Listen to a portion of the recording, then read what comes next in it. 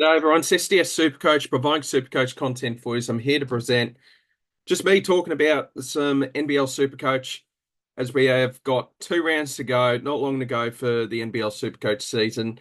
And as you can probably see on the screen, as I have mentioned before, that I am doing pretty well, single figure season rank. So I am currently 6th with 2 rounds to go, 99 points off first. So I'm going to be doing a couple of different things. I'm not actually going to say what I'm going to do because, I don't know. So someone could click on it and share it to first and that sort of thing, but it's probably a bit risky. So I'm not going to say what I'm going to do. I'm just going to talk about NBL Supercoach for the final 2 rounds, give some advice for people looking to win their prelims and grand finals, and just talk crap, really. So apologies about the lack of content. Been really focusing in on this, and I'll be doing some bulk recording today. Record 2 or 3 videos today, so we'll see how we go.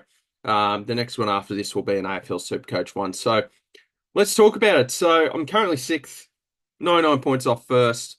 Regardless of how this goes, I've had a really good season.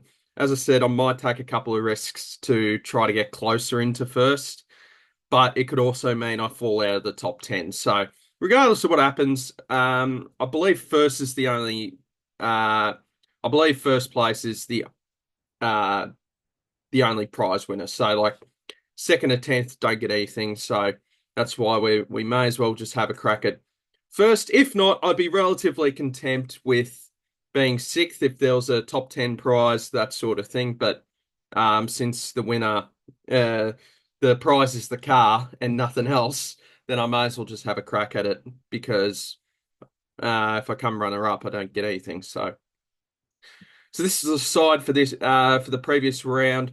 Brought in Wardenberg the previous week, and it was very frustrating. His double in round 17, I believe, but he was on the bench and he repaid the faith with a 90 there. Groves looks pretty good. He's fixed up his foul troubles during games, so I he's got Cairns have got a good matchup in New Zealand, but they've only got the one game. Got Harrell and Davis. They're both just insane. Kendrick Davis, one of the best players, one of the best individual seasons the NBL has ever seen. And just really hope that they can keep him in the NBL, but it'll be tough to keep a hold of him, that's for sure.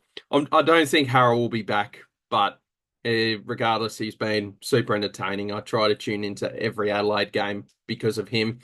Probably their outstanding season, but he will be leaving the side, my team. I'm happy to share that because everyone's doing that because they have no more doubles in the last 2 rounds. So I'll sort that out. And I'll say this because it's pretty obvious, but I will be getting this man in, Bryce Cotton. He's really I'm really happy with the way this team's shaped up. Like I don't really have any rookies at all, any low price players. I felt like Camp's been a massive savior.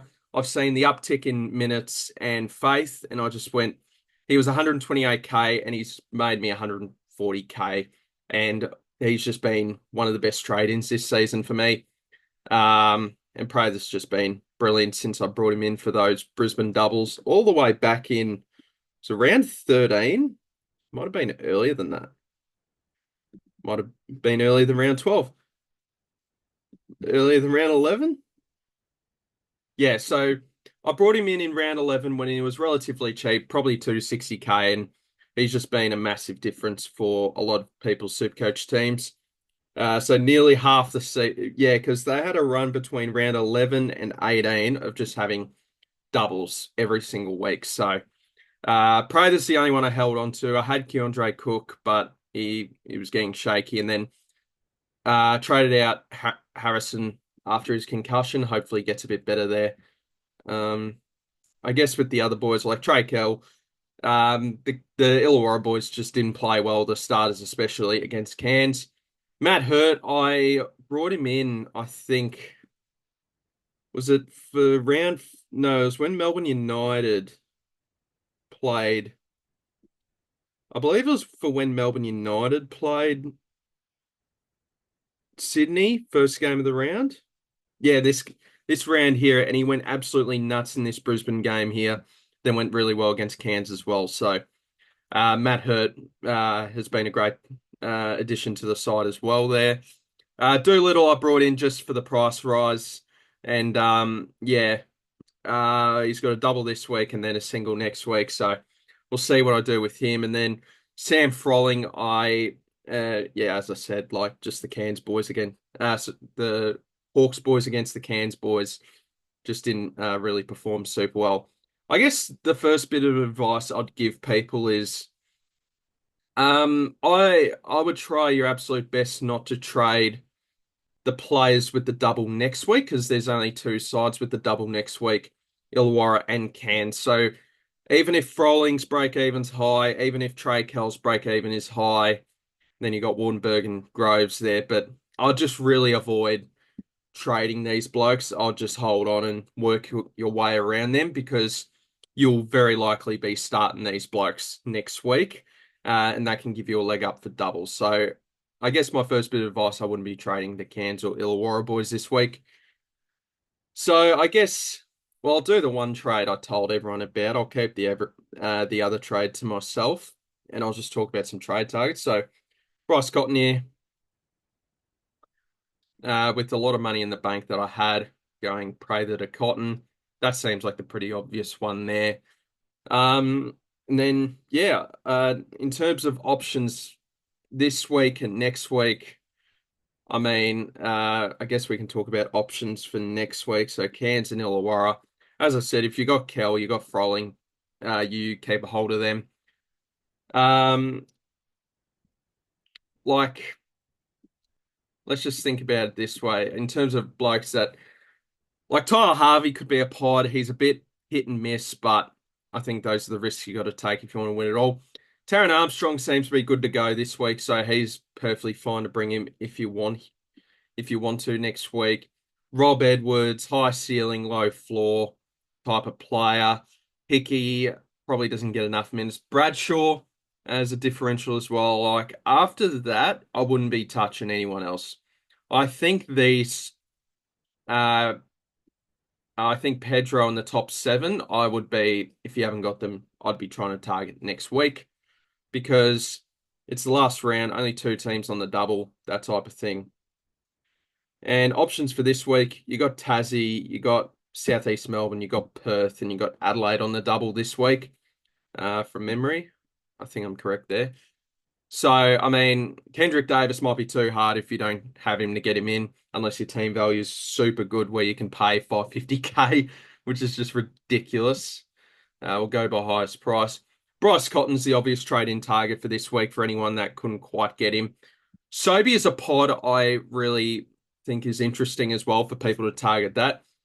All the shot attempts, most of the shot attempts from Derek Walton Jr. going to Sobey, and we know he has a super high ceiling. So, as a pod option, if you can't get Davis or Cotton due to money, Nathan Sobey is a really good backup target there.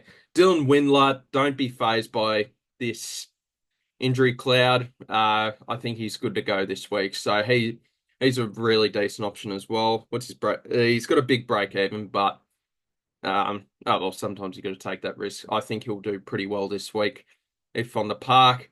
Magnay's still out. Isaac Humphries, I think, as a differential as well, could benefit. Like they've got Brisbane first game up with no Harrison. Brisbane are absolutely depleted with players, so Humphries could do well there. Milton Doyle as a cheap option. Illawarra's tough though, and then Melbourne's tough. So they're probably the two toughest defensive matchups you could probably think of for a guard forward. So that's the tricky one. Vasiljevic, I wouldn't touch. Far too inconsistent for my liking. Jordan Crawford, I just don't think does enough there. Pinder with Doolittle and Windler in the team. I know Pinder's actually relatively popular to bring in. I actually wouldn't because his production's a lot lower with Windler and Doolittle in the side, so I probably wouldn't be going there. Camp's fine for a 1 week punt and a bit of a money injection there. Angus Glover's solid if if you can't really afford many others. Like 223K for a starting point guard in a good side is never a bad thing. So where did he get injured? Derek Walton Jr. I believe it was this game. 30, 24, 16, 20 as a starter. That is solid enough at that price. With the double as well, keep in mind. Then after that, really wouldn't know who would you grab here. For anyone under 200K, I'd Henschel, but all their players are back. Maybe Foxwell, something different to Glover there. But yeah, I just hopefully you're not worrying about these sort of players here at this point of the season. So I guess advice for people for next season, because I probably will make content on NBL SuperCoach. I was talking to SuperCoach Pleb, I'm sure you guys know on Twitter, and I text him a fair bit back and forth, and just an absolute legend, that bloke. And I think I found my love for NBL again through SuperCoach. I used to absolutely love it back in the day. I was a massive Melbourne Tigers supporter. Ever since they changed so Melbourne Tigers, I'd go to the cage every single week. That was the state netball and hockey centre outside the city. That's where they'd play every week. I'd go. My dad would take me to most of the games. Really appreciate of him doing that. And I guess ever since they changed it to Melbourne United, it just hasn't felt the same. I really do not feel the same. I don't think it there's not it does, new stadium as well, which I think's a lot better for Melbourne United and the club there, but it just doesn't feel the same. It feels like an entirely new team. So I'll be honest, I feel like I'm more neutral than ever. So I feel like I'm just a neutral supporter. If you told me who would you, if you asked me who do you support, I would say Melbourne United, but I definitely have more of a neutral lens, and I'm relatively enjoying every single game. I'm watching most of the games now. I've just found my love again for NBL, so I'm happy to do content over the AFL Supercoach off season and talk about NBL Supercoach. So I think I've touched up on everything. Like in the leagues, I mean, most of the open leagues, I'm first, bar a couple where Charlotte in first is there. But we got a couple here of the public leagues and all the leagues here. I'm in most of the prelims, so hopefully I can win some of them there. Like being in the top 10 doesn't matter now with leagues. Like it's still an open ground. If you lose, you're out, that sort of thing. But as you can see, I'm in prelims in most of the leagues now, so it's pretty cool. And shout out to everyone that's a part of these. Super cool to be a part of. And just be in leagues with all these blokes. And the last thing I'll show you, we'll go with leagues first. I wonder if any of my leagues are here. I've got a 20 league. Second, there you go. Not far off if Fantasy Take TV there, so that's pretty cool. I think it's the only 20 team league I'm in. Some of the others here, I don't see many others that I'm in, roughly. So that's all right. We got some 8-team leagues that I'm in. So they're pretty cool. So I guess let's have a look at the rankings. Look, I'm 99 points behind Charlotte. The team value, I thought my team value was really good, which it is, but hers is just at an entirely new level. And full credit to Charlotte.